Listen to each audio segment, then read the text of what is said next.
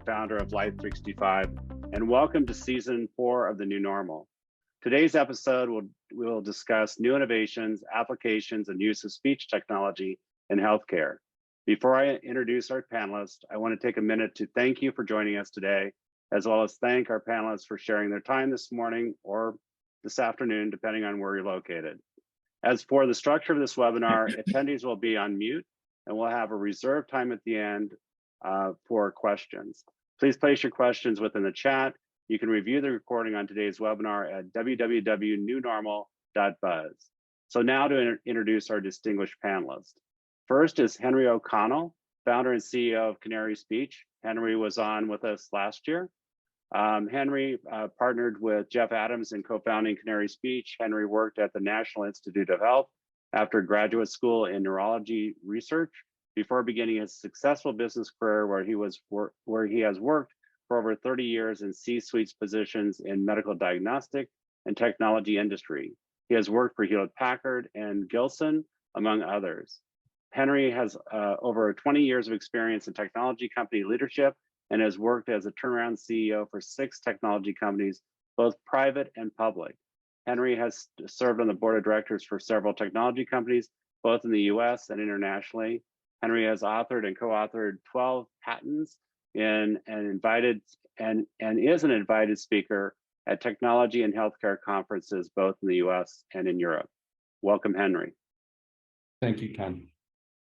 Next is Albert Baker, Corporate Director, Innovations and Commercialization for Hackensack Meridian Health. Albert Baker is the Corporate Director of Hackensack Meridian Health Innovations Commercialization Office. He has been driving innovations system-wide and building an investment portfolio. Al has been working with Hackensack Meridian Health for the past 7 years. Albert's role is to foster and develop an internal innovative culture at Hackensack Meridian Health. Albert also works on creating licensing opportunities and new business creation from our IP portfolio generated by researchers at our Center for Discovery and Innovation based in Netley, New Jersey, and from physician scientists across the network. Welcome, Al. Thank you so much. Great to be here. Thanks. And finally, Dr. Rhew, who's U.S. Healthcare Solutions Leader. Dr. Rhew is also the Global Chief Medical Officer, CMO, and VP of Healthcare for Microsoft. He is an adjunct professor at Stanford University, holds 6 U.S. technology patents that enable authoring, mapping, and integration of clinical decision support into electronic health records, and has been recognized as one of the 50 most influential persons in healthcare by Modern Healthcare. I assume that's the top 10, actually. Dr. Rhew received his Bachelor's of Science degrees in Computer Science and Cellular Molecular Biology from the University of Michigan. He received his MD degree from Northwestern University and completed internal medicine residency at Cedars-Sinai Medical Center. He completed fellowships in health services research at Cedars-Sinai and infectious disease at the University of California, Los Angeles. He has served as CMO and Vice President for Samsung, Senior Vice President and CMO for Zinc Health Incorporated, a clinician researcher at the VA Greater Los Angeles Healthcare System and RAND, Associate Clinical Professor at Medicine at UCLA. Dr. Rhew has served on the National Quality Forum's Executive Committee for Consensus Standards and Approval, chaired the Consumer Technology Association Health Technology Board, and sits on the Governance Committee for NESCC, National Evaluation System for Health Technology Coordinating Center, the Medical Device Advisory Group for FDA, CMS, and NIH. So I don't know how we could have a better panel than today. So welcome everybody, and welcome Dr. Rhew. Thank you so much for being here. Thank you, real pleasure. So the first thing I want to do is just kind of get out why you're here, right? So Dr. Rhew, can you briefly describe your role at Microsoft and what Microsoft's up to? Sure. So again, one of the things that we have recognized is that technology can help us do so many different things. And in healthcare, we have a lot of challenges. What I do is I work very closely with our clients and partners across the globe, specifically in areas such as the healthcare provider sector, the payer sector, the med tech, the life sciences, retail, and more recently, even in community health and public health. to find ways that technology can help allow us to become better able to communicate, allow us to be able to apply artificial intelligence to solve problems that may be difficult or impossible to solve, and to coordinate care so that we can lead to better experiences and better outcomes. Awesome.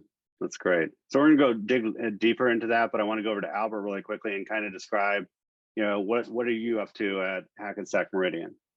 Yeah, so one is that I help to drive, as I said in the intro, a lot of programs internally to drive at least the innovation mindset of we have 36,000 team members. And we actively go out and get ideas from them. We actually offer challenges as well, especially for team members that are on the pointy end of healthcare, so patient facing. And then also working with our researchers, and where we have a research facility called the Center for Discovery and Innovation, and they're producing IP, as you can imagine, all the time. And that's translational research. So essentially from the bench to a clinical, and we're well positioned for that. And so to take that IP and in some cases license it, or certainly commercialize the IP. And then also we look externally for opportunities to partner with innovative companies, and we have a small fund that we do investments with as well. That's awesome. And again, we'll come back to Hackensack Meridian as well. So Henry, tell us a little bit about Canary Speech. So Canary Speech, which I have the opportunity to be the CEO, its focus is to use speech and vocal biomarkers to augment the data available in real time in decision making to improve healthcare, and to do that language agnostically, so that we can enter populations in various places around the world, and both in clinic and remote. We partner with organizations, and probably the most fun part of my job is the collaborative efforts that we have with industry, where we're working with mutual vision to improve healthcare, and to advance healthcare and the quality of care and life to the populations that we serve. Awesome. So, you know what, one thing I've had the pleasure of talking with, Henry and Dr. Rhew, just getting to know Albert over the last, week or so and months, is when I think about, Dr. Rhew was talking about a dashboard, to be able to, kind of give a visualization or a longitudinal view of a patient, just bringing in, remote patient monitoring vital signs, a lot of times it's just not enough, right, to be able to do that. And Dr. Rhew, I'm going to have you talk to it. But one of the things I thought was really super clever about Canary Speech, and maybe I'm way off base from that standpoint, but as we start migrating over to more telehealth and telemedicine services, where you have clinicians that don't have face-to-face, and you have clinicians that don't have a history with the patients. I always say, like when my mom and dad were living, I could always go, mom doesn't seem quite right today, or dad doesn't seem quite right today. But the telehealth guys that are coming in may have never had a relationship with that patient before. And what I love potentially about putting the vital signs up and then Canary Speech up with this is that Canary Speech can actually potentially go through and say, mom is off today, or dad is off today, and not in their normal patterns, right, from that. So Dr. Rhew, what's your thoughts on the dashboard, or bringing all that information together in a place that gives kind of a better perspective of patient's condition remotely? During a traditional clinical visit, you have an experienced clinician interacting with a patient, and you're relying a lot on that individual's expertise to be able to identify those clues that you're talking about. What we have now in front of us, and potentially through these tools that we have from digital, allow us to be able to leverage artificial intelligence in ways that we could never have envisioned before. So during that visit, we can analyze one's voice and quantify the parameters and develop algorithms to determine things that we suspect, but maybe never really kind of were able to synthesize all at once. An individual's risk for depression. We know seniors and younger adults, higher risk for depression, higher incidence of suicide. Oftentimes there's other factors that may be in the medical record that if we would have looked and spent time in the record or asked the patient more details of that, we could potentially have learned that this person is actually quite at high risk. And so these parameters may be clues.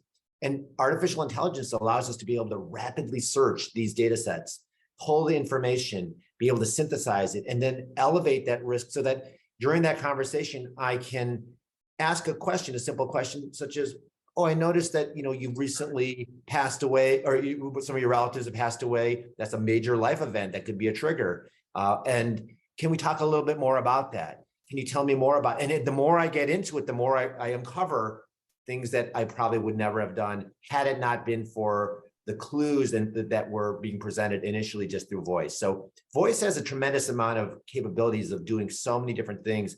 And I'm excited to see how we can leverage voice in collaboration with other data sets that we have that oftentimes we're just not accessing at the point of care. Yeah, when I was putting this together, I had somebody, actually a participant that came through and said, what's new and novel about what you're putting together? We've been doing voice for 30, 40 years out there, picking up the phone and calling patients and having call centers do that. I'm like, because now we're going with less clinicians, more patients that are getting older out there. One statistic I think we used last week is that as of Q4 2021, we lost 177,000 clinicians. Of the remaining clinicians, 45% were 55 years old or older, and we're graduating 10,000 people per day now at being 65. So we've got to do a lot more with a lot less. And so you're not going to be able to have that body on the other end to be able to have that warm and fuzzy conversation with people. You've got to have the tools up front in a virtual first approach.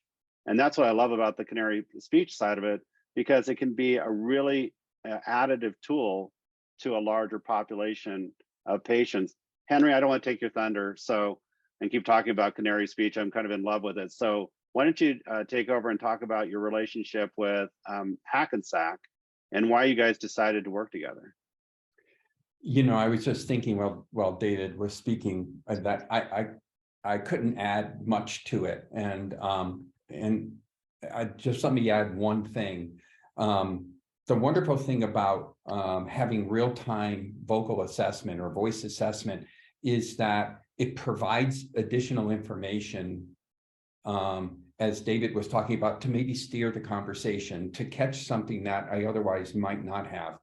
It's a wonderful tool in that case, both in the clinic and in a telephone call or an indication. If you're doing post-hospital, post-discharge treatment, calls to individuals at home, voice also has the ability to do something that I believe are trying to do and to some degrees effectively do. But we want to know how the person is progressing. Voice can offer the ability to listen to the first phone call and the second, the third, the fourth, and in real time provide information on what's changed. Has it changed in what we would view as a positive direction, or is it changing in a negative direction? Are they more anxious? Do I hear pulmonary sounds, which might be indicative of a pulmonary tract infection, which I didn't hear in the second call, now in the fourth? That provides information or an alert to explore that. The individual, the trained clinical team member, can respond to that. The additional information gives them the aha moment to explore it. So that's just one of the wonderful things that this kind of technology, particularly functioning in real time, can augment the opportunity to serve the patient better. The relationship with Hackensack Meridian is just a wonderful one. It's a team of excellent people. Al is a representative of that. Sandra Elliott, who we've mentioned before, but head of behavioral health, Don Parker, or head of employee health, Amy. Yeah. Individuals that are just absolutely wonderful. Canary Speech is seeking to develop its technology with peer review within the clinical environment, not just because it's a place to validate and train models, but also it's a place to understand process so that we can match the tool set, which is augmenting, hopefully, to the available tools they have in the process in its use, and then qualify that as well as validating the performance of the algorithms we use for identifying the various diseases. We're working. So Henry, really quickly, I just wanted to, sorry to interrupt, but why don't you give us a real life use case, like what you're doing at Meridian, right? From that, I know you can actually take, or Albert do that. Yeah, you I can jump in. Go ahead. Please do, Albert. So I mean, there are a number of projects that we're looking at developing with Canary, and I want to go back to something that Dr. Rhew had said. Vista, and this is what's the problem that we're solving. It's a fundamental problem in healthcare, is that our view of the patient is really a keyhole view. We see a patient through a very small space over a very short time, and it's a very narrow perspective on that patient. And yes, it can be augmented with some additional data from sensors, et cetera, et cetera. One of the things that we're really excited on the voice side is that voice itself has really never been used from a diagnostic point of view. There's a lot of information in voice. I mean, there's a great example that Henry, in our early days of discussion many years ago, Henry brought up, and it was just so clarifying, just listening to somebody, a friend or a family member, or maybe not even that, and that you ask that person, how do you feel? And that person replies, I feel fine. But you sense in that they don't feel fine. And that is something that is just so clarifying, because there clearly are aspects of voice that we have not tapped. One of the things that, from a practical point of view, that we're really excited for, about is using Henry's technology from an employee point of view, especially, well, I would say post-COVID, but it's not quite post-COVID, but measuring stress levels and anxiety levels with our team members. We're in the process of deploying that at specific locations, so we can start to understand perhaps some hotspots from an anxiety point of view, and also to enable our team members to see, oh, I thought I may have been stressed, but yes, it looks like maybe I am stressed, and maybe having them to think about reaching out and getting some support and leveraging some of the services that we have. Additionally, we're looking at programs, and Henry alluded to, on the behavioral health side. So we have a number of clinics that we've opened in our service areas, and we take care of about half the population of New Jersey. And from a behavioral health point of view, using Henry's technology to help us as part of the intake when patients come in, and to look at some possible behavioral health issues that we need to start to make part of, and using that data to make part of actually their record, along with other diagnostic information. And then lastly, from a simple research point of view, also looking at the use of voice for patients that have been released with COPD, et cetera.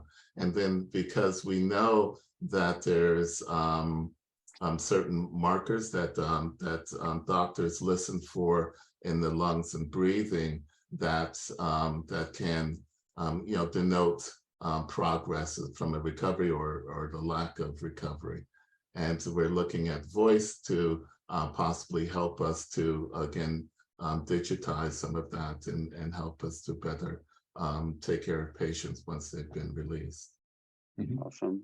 Dr. Rhew, I was going to ask you really quickly. I mean, from a clinical perspective, I mean, this is not a clinical diagnostic solution currently, right? From that standpoint, it's more of a tool, right, that you would use that's out there. But do you see out there clinical applications where it could move to be a clinical, like FDA cleared in the near future for a tool like this? I mean, one of the things that's super exciting about this technology is that it's quantifying what is currently not quantified. We recognize that there are some elements that inherently seem off, but we're now dissecting that into specific components. And that's going to allow us to be able to do more than just simply make a diagnosis. It'll allow us to be able to potentially monitor progress, as Albert was talking about. It could be used in collaboration or in conjunction with other sources of data to create indices of risk for a variety of different aspects. We were talking about, depression and anxiety, suicide, but there are multiple other areas. So I see this very much in the same way that, clinicians use a stethoscope. They use an otoscope. We're taking a closer look into the body, and in this case, into the mind. And largely based on what we're capturing, it can guide us, but there's going to have to be validation around it. And I think there's probably going to need to be some standardization to how we do this. But with the work that's being done at Hackensack Meridian to look at these areas, I think we're just on the precipice of discovering some exciting use cases. I mean, I would interject that this is, I think we need to understand that this is early days, but this is really an untapped aspect of being human. The voice has just never been used, and to Dr. Rhew's point, the voice has never been used from a diagnostic point of view and mining the voice. And we wouldn't be able to do that without advances from an AI perspective and also being able to digitize voice as well. There's another component coming into this as well, is a lot of people will say, well, don't worry about it. The smartphone's going to be everything that people need to be able to take care of their health in the future. To some degree, I agree with that. But to me, it's a platform play, because my dad was never on a smartphone, right? From that perspective, he was on a voice assist. He was on, a smart TV. He was never on a computer. He was never on a tablet. He was maybe wearing a wearable that was out there. So this type of technology, we're starting to see smartphones that can analyze, the face and be able to get biometrics. That's not FDA cleared yet, but they can get oxygen and, and blood pressure and other things that are out there still to be FDA cleared. But, and in combination with this type of technology, it means you can really go deviceless at the very beginning, right? Yeah. To be able to be that first line of contact with telemedicine or telehealth companies that want to get to larger populations, but they don't want to have to put all this equipment out, right, to be able to do it. Go ahead. Let me give an example, two examples of this. Canary has the privilege of working with the national institutes, one of the national institutes in Japan and SMK and the Japanese federal government. Annually, they do an assessment on 27.5 million people growing quite frantically towards 30 million of 65 and older. They do that health assessment as part of planning their health budget and resources and requirements and needs. Today, that telephone call is 30 minutes approximately. They assess mild cognitive impairment. They assess Alzheimer's, depression, anxiety, and fatigue. We just completed a pilot on 5,000 individuals where we looked at the assessments of those elements in the same 40 seconds of speech on telephone calls. And the accuracy is equivalent or equal to the kind of accuracy you get from the subjective test sets. That would allow them to reduce that telephone call to 12 minutes and spend 10 full minutes talking to the people rather than taking them through 5 different subjective test sets. That kind of thing can advance the service and capabilities and accuracy of planning healthcare for the future. And that's done all on telephones.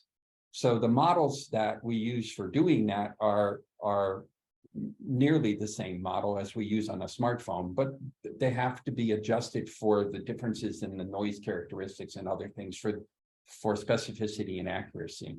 Additionally, we're doing some work with Beth Israel where they're very interested in Huntington's disease. Well, Huntington's disease is a disease that when you have the genetic marker for it, you're going to get Huntington's, but the onset of it is not clear. There is a vocal component to it. And in the initial studies with Harvard Beth Israel, we found 1,102 biomarkers that are specific to identifying and differentiating individuals with and without. Further studies have been conducted, and there will be some published papers on the ability to early stage identify the onset of the Huntington's disease. That allows engagement with them as a patient at an earlier stage and more effectively, and augments the data and information that the clinical team has in the treatment of these patients. You could see that rolling across things like Parkinson's or Alzheimer's, and many of the other neurological based diseases. So there's an opportunity with voice to add that to other biomarkers that are available, and to correlate those biomarkers with voice so that you can expand the usefulness of these tools in both directions. And if I can jump in there, because I really think it boils down to enabling access from a patient point of view, and the reduction of friction. I mean, that's always been especially when we roll out technology into homes. My parents are in their 80s. My mother says I don't use the computer because I have arthritis. Being able to interface with patients is one. It's great because you have more technology to enable that. But again, there are other challenges because it doesn't include the entire population. So one is the older population, but another is also populations that are underserved as well. Sure. And that it's difficult to reach those populations. So let's there's a question that just came up. It's from Jamie, and says, because of the strong emphasis today on health equity, a key component of AI and voice assessment is affordability of the technology, especially as we try to scale. Can someone speak to that for both medical and social provider? And I think that was a little bit of what you're talking about already, Albert. Yes, that's correct. Because quite honestly, I think that from an AI, just broadly from a technology point of view, I think that because of the advancements of the last 30 years of market development and technology development, and how has that affected healthcare, the provision of healthcare, and especially quite honestly with AI. I mean, we've as a provider, there's a moral responsibility to provide from a social determinants of health, to provide to a broader community and underserved community. I think that because of the advancements of technology, it really becomes a higher responsibility that we actually, there are no excuses not to be able to reach and understand the needs of that population. Voice is one aspect in order to reach that population and to get some meaningful data and develop some levels of care. That's awesome. Dr. Rhew, I'm going to go back to you really quickly. So what is exciting you so much about this type of technology, and how does it fit into your teams, Teams on Fire, Microsoft Cloud for Healthcare?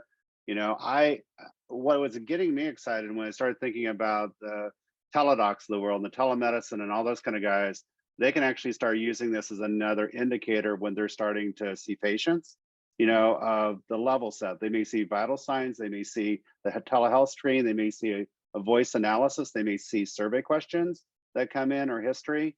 And then it just happens that Microsoft owns Nuance now as well, right, from that. And does that fit into all this?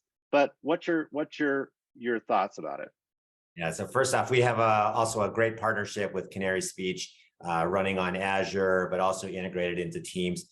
And to get to the point of how we can make this more scalable for organizations, if organizations are leveraging the capabilities already from the cloud, using Teams perhaps for telehealth, this is an additional element that they can add on top of their current capabilities. So gathering information from current telehealth visits, so long as the patient's consent to being part of this, allowing us to be able to expand the pool of data so that we can run analyses on different subpopulations and truly understand how this applies in those different areas. That's going to allow us to be able to advance the science and to be able to demonstrate that this works in all patients.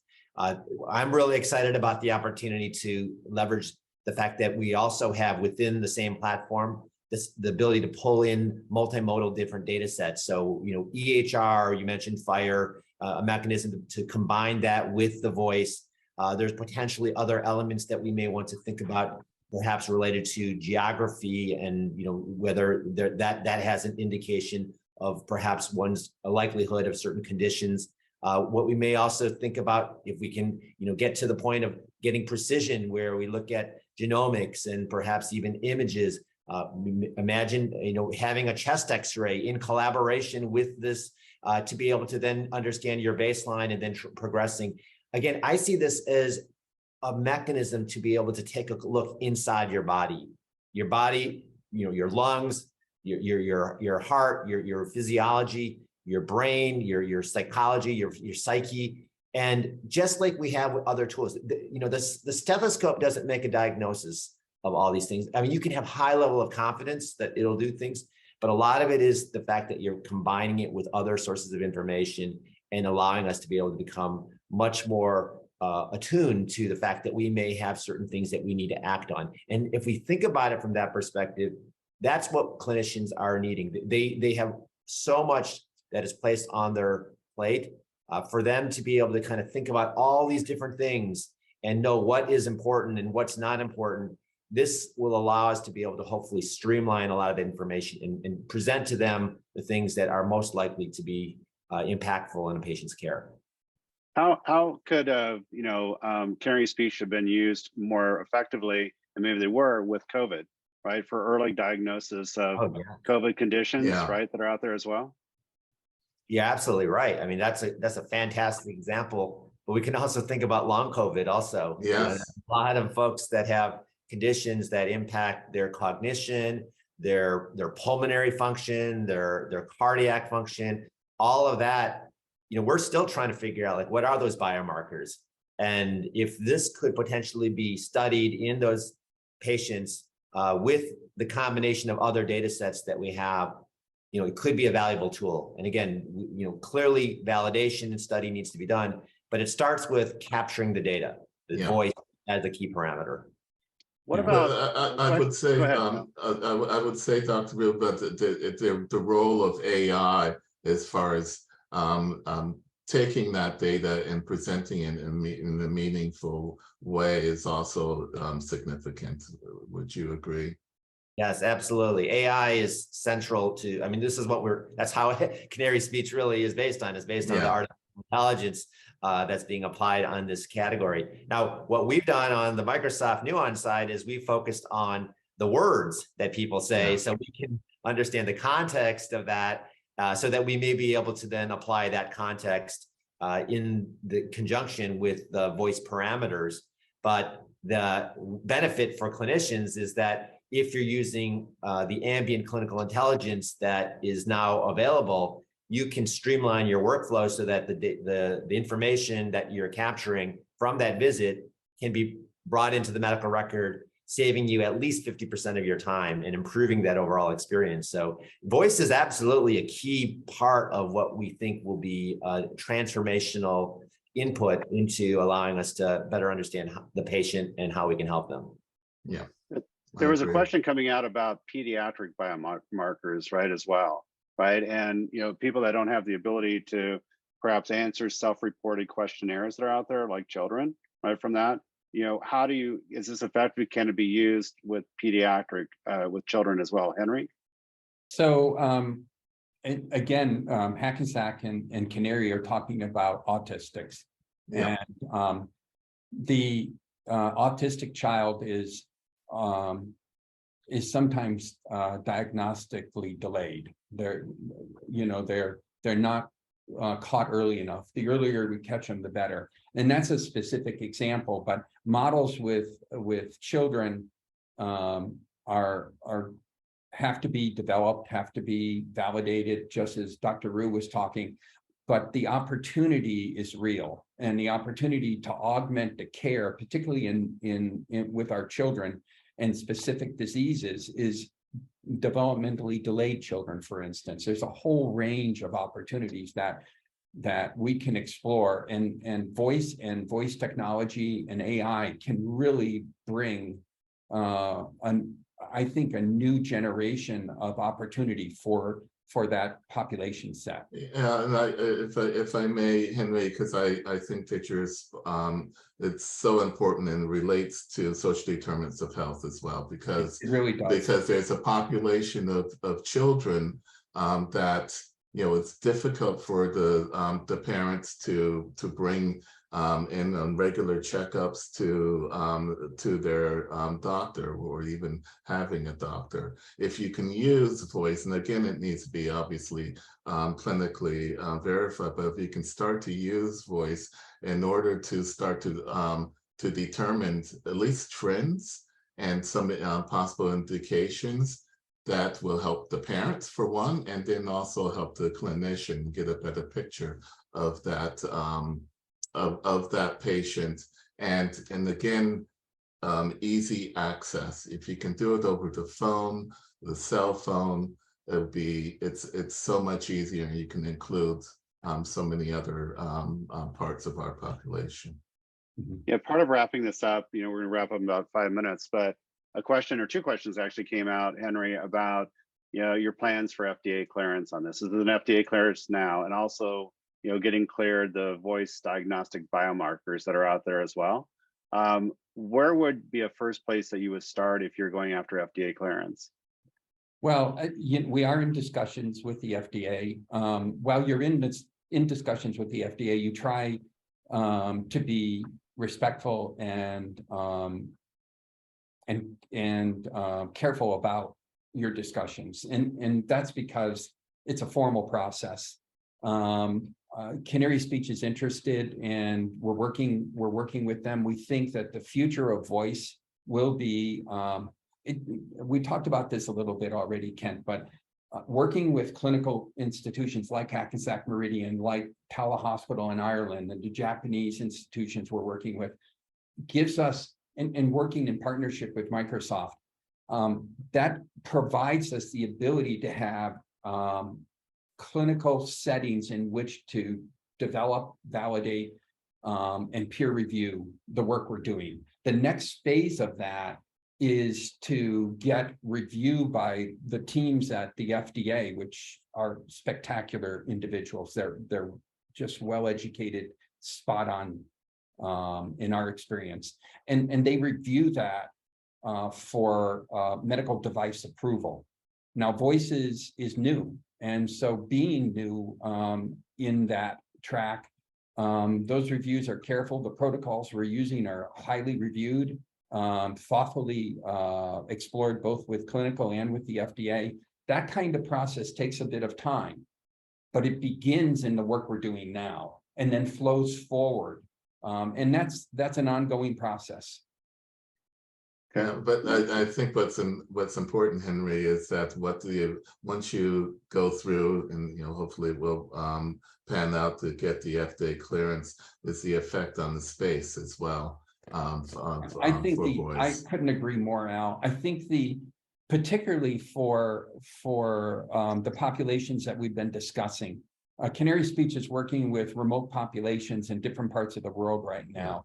The UN has an innovation in healthcare program to specifically serve them, and we've been working with them for 2 years.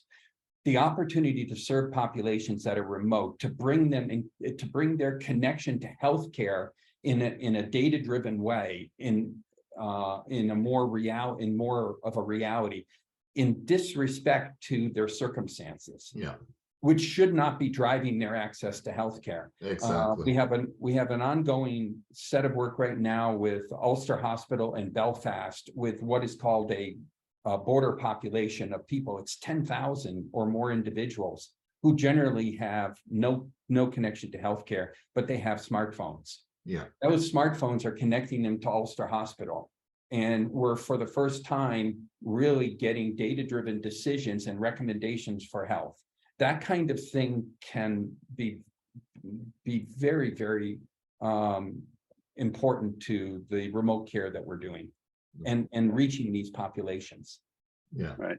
And I'll get off my soapbox. I'm sorry. That's okay. We're going to wrap it up here in a minute, but I want to ask one following question. There's a question before that, though.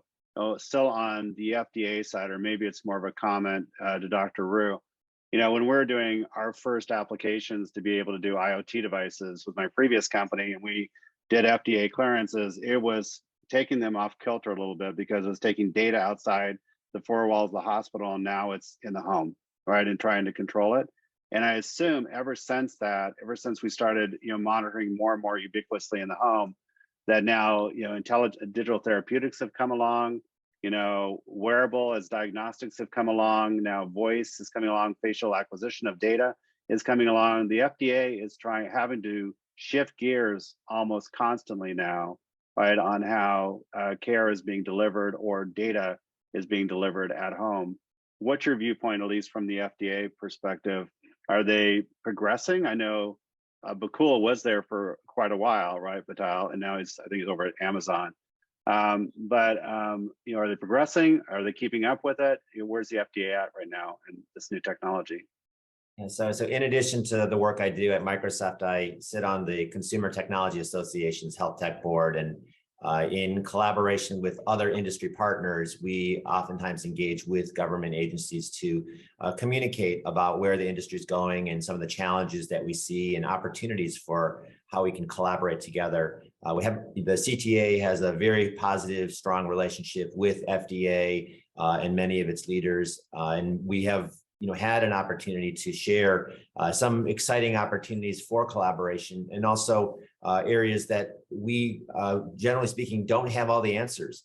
Artificial intelligence is a moving target. We're learning more about the need to create large, diverse data sets. The fact that AI doesn't sort of sit after the FDA approval, it constantly needs to continue to learn. And so what we're doing within Microsoft is recognizing that, wherever the puck lands or wherever it is at a particular moment, we have to continue to build the tools to allow AI to be responsibly applied, so that we understand where the data sets are, that we enable organizations to be able to collaborate in privacy preserving ways to foster more data, not only data security, but more collaboration, so that data sets can be larger and more diverse, so we can address some of these issues. We need to be able to make sure that we look at specific questions where it's not just about diagnosis, but it's around therapies and how do we combine it with other elements. I mean, ultimately, we're seeing the promise of this, but there's a lot of work ahead still to kind of make this something that can be generally usable by everyone and one that organizations feel comfortable with. Awesome. So we're going to wrap up, but I want to ask you each a short question. And Dr. Rhew, what technology besides Canary Speech is exciting you out there today in the marketplace that's evolving? Well, I'm going to have to scale one up. It's basically AI. AI, artificial intelligence, ML. Just in general, you can read it every day in the paper. It is transforming the way that we think of what's possible. We had never envisioned how AI could potentially be such a transformative tool. But we're in a day in a state where we have to do more with less. And the only way we're going to be able to do that, be able to, with less resources, less time, less money, to be able to do certain things, that means we have to find the inefficiencies in the system and use artificial intelligence to remove them. We need to remove that waste. We need to make individuals be able to practice at the top of their license. We need to be able to do all these things. And that's where AI is going to be helpful. Awesome. Al? Yeah, I mean, I agree with AI, and AI is an enabling technology because of what it does from a convergence point of view of the sciences. So AI in drug discovery, AI in getting multinodal, I believe is what Dr. Rhew said, biomarkers.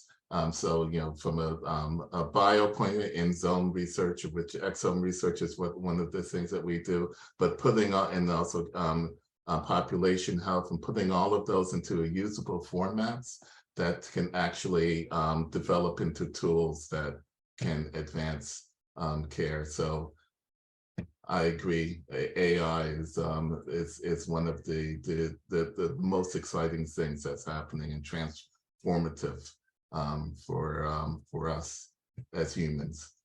Yeah, so that will be another show on whether Chat GPT will actually play a role in healthcare going forward, right? Yep. And then Henry, from your perspective, what's new and innovative for you? There are a number of exciting things. When I think about this, I think about the combination of a range of different biomarkers. So multimodal biomarker access, the ability to, as Dr. Rhew related to earlier, the ability to draw correlations between these different biomarkers, the genome, imaging, voice, facial expression or facial analysis, retinal analysis, the whole range. Imagine you're in a rural hospital in I don't know, the middle of Kentucky, and someone comes in with at the moment an undefined diagnosis, but they're able to use their voice to check a database that has multimodal elements to it, and there have been built correlations between voice and other diagnostic tools, and all of a sudden they have some direction, so, and that could be done regardless of where the person is in the world. I mean, as you're aware, our approach is language agnostic. Our work in Japan or our work in Europe right now, Ireland and elsewhere, we're able to build correlations using vocal biomarkers without any elements of speech or word in them,